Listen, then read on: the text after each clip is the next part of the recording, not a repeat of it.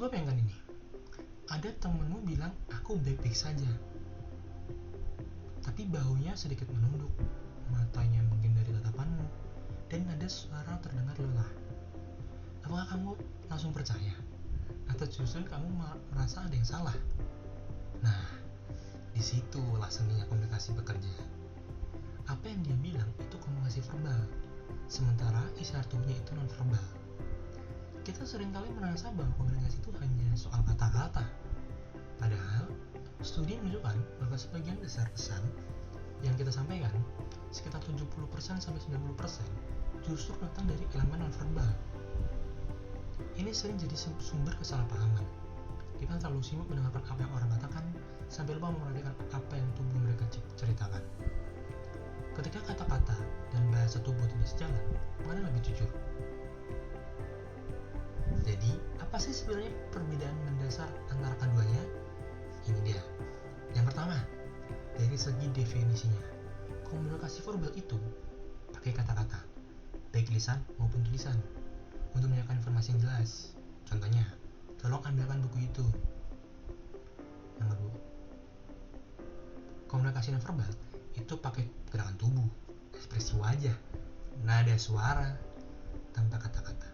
Contohnya, senyum, mengangguk. Yang kedua, dari segi kontennya, verbal lebih fokus pada fakta, ide, atau instruksi yang terstruktur yang spesifik. Non-verbal lebih tentang emosi, sikap, atau niat.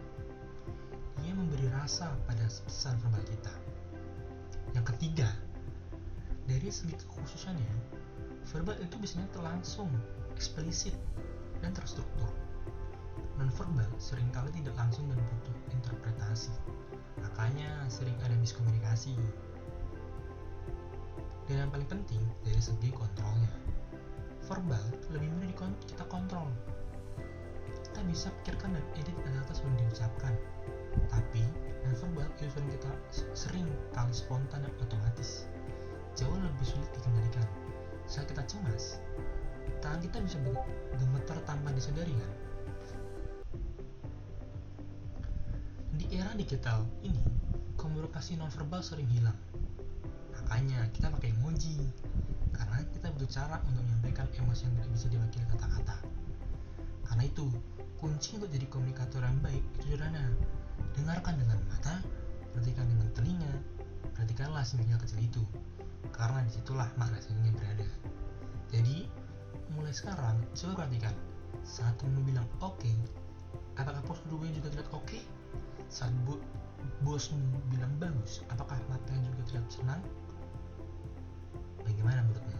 Mana lebih sering kamu andalkan, kata-kata atau bahasa tubuh? Tulis pendapatmu.